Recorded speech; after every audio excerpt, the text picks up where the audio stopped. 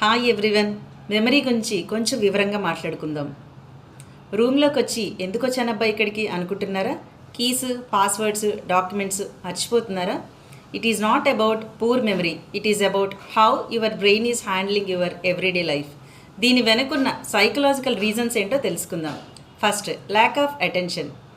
అంటే మనం ఏదన్నా పని చేసేటప్పుడు పరధ్యానంగా చేయడం, లేదా రోజు చేసే పనే కదా అని యాంత్రికంగా రోబోలాగా చేసుకుంటూ వెళ్ళిపోతే బ్రెయిన్ దాన్ని సరిగ్గా ప్రాసెస్ చేయలేదు, అందుకే మనం మర్చిపోతుంటాం.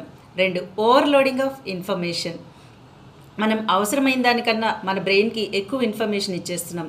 సోషల్ మీడియాని ఎక్కువగా కన్జ్యూమ్ చేయడం ద్వారా, అంటే నంబర్ ఆఫ్ రీల్స్ చూడడం ద్వారా, ఎక్కువ టీవీ చూడడం ద్వారా మన బ్రెయిన్కి అవసరమైన దానికన్నా ఎక్కువ ఇన్ఫర్మేషన్ ఇవ్వడం వల్ల అది దేన్ని సరిగ్గా ప్రాసెస్ చేయలేకపోతుంది. మూడు, ఎమోషనల్ కనెక్షన్ లేకపోవడం, ఎయిదర్ పాజిటివ్ ఆర్ నెగిటివ్. మనం ఫర్ ఎగ్జాంపుల్ ఒక జర్నీ చేస్తున్నాం అనుకోండి, ట్రైన్ జర్నీ. పాత ఫ్రెండ్స్, 10 years బ్యాక్ నైబర్స్ ఎవరన్నా అదే ట్రైన్ జర్నీలో అనుకోకుండా కలిశారనుకోండి, అప్పుడు మనం ఆ జర్నీని ఎప్పటికీ గుర్తుపెట్టుకుంటాం కదా. అలాగే సేమ్ ట్రైన్ జర్నీలో ఆటో అతనితో మనీ దగ్గర గొడవైంది, లేదా మన పర్స్ పోయిందనుకోండి, నెగిటివ్ ఎమోషన్తో ఆ జర్నీ మనకి ఎప్పుడు గుర్తుండిపోతుంది కదా. సో మిగతాదంతా ఫ్లష్ అవుట్ చేసి ఎయిదర్ పాజిటివ్ ఆర్ నెగిటివ్ ఎమోషన్తో కనెక్షన్ ఉన్నదాన్ని బ్రెయిన్ చాలా బాగా గుర్తుపెట్టుకుంటుంది అనమాట, మిగతావి మర్చిపోతుంది.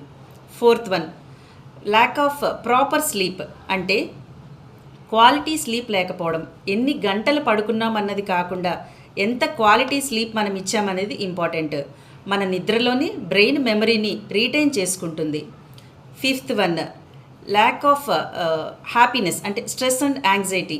ఒత్తిడి ఇంకా ఆందోళన ఉండడం వల్ల కూడా మన బ్రెయిన్ మెమరీని ఫాగ్ చేస్తుంది అనమాట. అంటే ఒక మంచు పట్టినట్టుగా, బూజు పట్టినట్టుగా అవుతుంది. మనకు అవసరమైన విషయాలను కూడా మర్చిపోయేలాగా చేస్తుంది. Memory is not about storage అండి, it's about how well we process the information అనేది. అలాంటి ఇన్ఫర్మేషన్ ప్రాసెస్ కోసం టిప్స్ తెలుసుకుందామా ఇప్పుడు? Say it loud. అంటే ఇప్పుడు మనం కీస్ ఇక్కడ టేబుల్ మీద పెట్టాను, డాక్యుమెంట్స్ కబోర్డ్లో పెట్టాను అనేది ఒకసారి పైకి పెద్దగా చెప్తే అది రికార్డ్ అవుతుంది. మన బ్రెయిన్ దాన్ని రికార్డ్ చేసుకోవడానికి ట్రై చేస్తుంది. Visual marking. అంటే రోజు ఒకే ప్లేస్లో ఒకే దాన్ని పెట్టడం ద్వారా మన మెమరీలో ఆ కార్నర్ ఏర్పడుతుంది అనమాట. మెమరీ కార్నర్ అంటాం దాన్ని. సో బ్రెయిన్ దాన్ని ఈజీగా ప్రాసెస్ చేసుకుంటుంది. Third, sleep well. చక్కగా క్వాలిటీ స్లీప్ 7 to 8 hours అందించడం ద్వారా మన బ్రెయిన్ మెమరీ చక్కగా రీబూట్ చేసుకుని బాగా ప్రాసెస్ చేస్తుంది. And good nutrition also help in retaining good memory.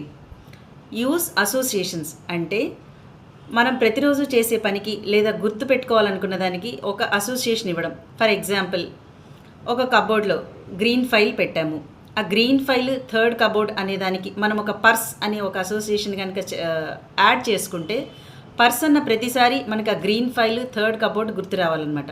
దీన్ని అసోసియేషన్స్ అంటాము. ఇలా ట్రై చేస్తే మనకి అన్నీ గుర్తుండడానికి ఛాన్స్ ఉంటుంది.